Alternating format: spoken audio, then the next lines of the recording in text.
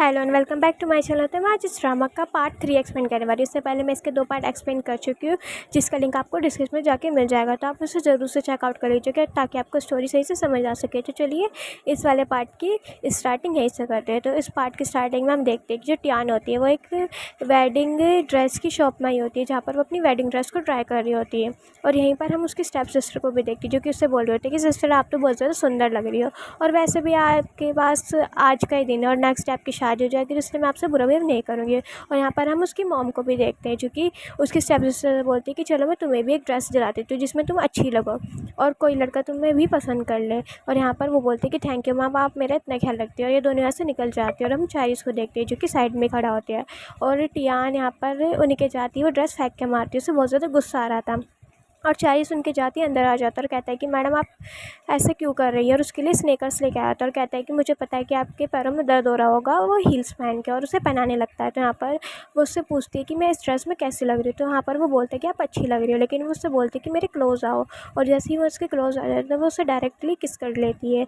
और यहाँ पर जो चैरिस होता है वो भी होल्ड बैक नहीं कर पा रहा होता है, और वो भी यहाँ पर बहुत ही पैशनेटली किस करने लगता है। लेकिन कुछ देर बाद वो कुछ सोच के उसे साइड कर देता है और बोलता है कि अभी वर्किंग आवर्स और हम ये सब नहीं कर सकते। तो ये बात सुन के तो टियान भी हंसने लगता है और कहती है कि कल मेरी शादी है और तुमने मुझे ये स्नेकर्स दिए, तो तुम मुझे बचाने के लिए आओगे ना, मैं शादी नहीं करना चाहती। तो यहाँ पर इतने वो कुछ जवाब देता, तभी उन किसी के आने की आहट होती है। और यहाँ पर उसकी स्टेप सिस्टर मोम आ जाती है, जो कि बोलती है कि तुमने ये ड्रेस सेलेक्ट कर लिया ना, तो उसे ख़रीद लो। और यहाँ पर वो चैरिस को जाते हुए बोल के जाती है कि ये कल किसी से शादी करने वाली है और तुम्हें इसे डिस्टेंस बना के रखनी होगी। और यहाँ पर चर्च को गुस्सा तो बहुत आता है, लेकिन वो कुछ कर नहीं पाता। और सीन शिफ्ट होता है यहाँ पर टियान के वेडिंग डे के दिन, जहाँ पर वो बैठी हुई होती है। तो बटलर उसे आके कहता है कि मैडम आप तैयार हो जाइए। तो वो बोलती है कि चैरिस किधर है।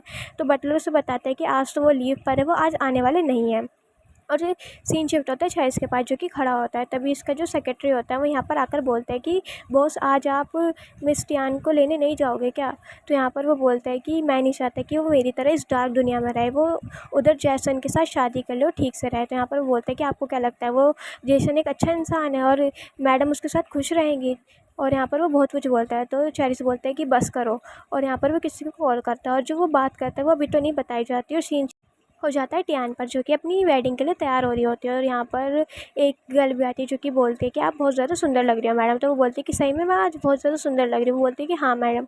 और यहाँ पर हम चैरिस को देखते हैं, जो कि उसी वेडिंग शॉप में आए होते हैं। यहाँ पर वो कुछ सामान लेने के लिए आया होता है और तभी देखता है कि जिस मिरर के सामने कल टियान खड़ी होकर तैयार, जहाँ पर कल टियान तैयार होती है, जिस पे एक चर्च का मैप बना होता है, जो कि उसी चर्च का होता है जहाँ पर टियान और जेसन की शादी है। मतलब यहाँ पर वो चैरिस को रास्ता बता के गई थी कि किस तरह से वो वेडिंग हॉल तक पहुँचे। और यहाँ पर वो उस पर्सन को ब्लैक कार्ड दे जाता है और कहता है कि ये मिरर बेचना मत, ये मैं लेके जाऊँगा। और यहाँ पर जैसे ही वो बाहर निकलता है तो जेसन ने कुछ गुंडे भेजे होते हैं चैरिस को रोकने के लिए, लेकिन यहाँ पर चैरिस किसी से कम थोड़ी ना था, वो लड़ाई करने लगता है। लेकिन पीछे से गुंडा आके उस पर सर पे वार कर देता है, जिससे वो नीचे गिर जाता है। और यहाँ पर हम टियान को देखते हैं, जिसके पास जेसन आता है और उसके लिए वो सैंडल लेके आता है, लेकिन वो यहाँ पर सैंडल नहीं पहनती है और जेसन उसे बाहर ले जाने के लिए आया होता है। और यहाँ पर हम चैरिस को देखते हैं, जिसके पास उसका असिस्टेंट आ जाता है और कहता है कि बॉस आप यहाँ से जाइए, मैं सब संभाल लूँगा।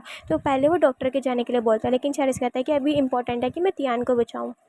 और यहाँ पर वो एक बाइक लेके आता है, जिस पर चैरिस बैठ जाता है और तुरंत निकलता है टियान को बचाने के लिए। और यहाँ पर हम जेसन और टियान को देखते हैं। जेसन उससे बोलते हैं कि सभी गेस्ट वेट कर रहे हैं, तो हमें चलना चाहिए। तो यहाँ पर टियान का मन नहीं होता, लेकिन वो फिर भी कहते हैं कि ठीक है हमें चलना चाहिए। और वो जैसे ही आइल पे चलने लगते हैं तो सोच रहे होते हैं कि पता नहीं ये चैरिस कब आएगा, मैंने इसे पूरा रास्ता भी बताया लेकिन फिर भी ये पता नहीं कहाँ रह गया है। और यहाँ पर हम चैरिस को देखते हैं, जो कि फुल स्पीड से आ रहा होता है टियान को लेने के लिए, और उस पे चला भी नहीं जा रहा था। जैसे ही वो चर्च के पास पहुँचता, लेकिन फिर भी वो चल रहा होता है। और यहाँ पर हम टियान को देखते हैं, जिसकी नज़रें सिर्फ बाहर ही थी कि चैरिस कब आएगा। और यहाँ पर हम चैरिस को देखते हैं, जो कि चर्च के सामने आ जाता है, लेकिन वो देखता है कि जेसन और टियान यहाँ पर फादर के सामने पहुँच चुके हैं। तो यहाँ पर उसे कुछ गलत लगता है कि वो कुछ गलत करने जा रहा है, तो वो चुपचाप में ऐसे जाने लगता है। लेकिन जैसे ही वो पीछे पलटता है तो टियान की नज़र उस पर पड़ जाती है और टियान बहुत ज़्यादा खुश हो जाती है कि चैरिस उसे बचाने के लिए आ गया है। तो यहाँ पर वो उसके पीछे भागती और कहती है कि चैरिस तुम मुझे छोड़ के यहीं चले जाओगे क्या, और उसके पीछे भाग के आती है। तो यहाँ पर चैरिस बहुत ज़्यादा खुश दिखाई दे रहा होता है। और यहाँ पर हम जेसन और उसकी फैमिली को देखते हैं जो कि टियान को रोकने की बहुत कोशिश करते हैं, लेकिन टियान उनके हाथों से निकल चुकी थी। और यहाँ पर हम टियान को देखते हैं जो कि भागते हुए चेरिस के पास आती है और उसे बोलती है कि मैं सोच रही थी कि आज तुम आने वाले नहीं हो और ये बताओ कि तुम्हें इतनी चोट कैसे लगी है। तो यहाँ पर चेरिस उसे बोलते हैं कि अभी ये सब बात करने का टाइम नहीं है, अभी तुम फटाफट मेरे साथ चलो, नहीं तुम्हारे फैमिली वाले तुम्हें पकड़ लेंगे। और वो उसे तुरंत ही बाइक पर बिठाने लगता है और यहाँ पर टियान भी उसकी बाइक पर बैठ जाती है और कहती है कि चलो। और यहाँ से ये दोनों भाग जाते हैं और हम जेसन को देखते हैं जो कि टियान को पकड़ने के लिए आता है, लेकिन वो यहाँ से जा चुकी होती है। ये दोनों फुल स्पीड से यहाँ पर जा रहे होते हैं और बहुत ज़्यादा खुश दिखाई दे रहे होते हैं। और सीन शिफ्ट होता है जहाँ पर हम टियान को देखते हैं जो कि चेरिस के घर आई होती है उसे लेके। और यहाँ पर वो उससे बोलते हैं कि तुम्हें इतनी चोट कैसे लगी, तुम मुझे इस बारे में बताओगे। तो यहाँ पर चेरिस कुछ भी नहीं बोलता है, तो वो उसके फर्स्ट एड वगैरह करने लगते हैं। यहाँ पर टियान कुछ ऐसी क्यूट क्यूट सी बातें करने लगती है जिससे ये दोनों हंसने लगते हैं।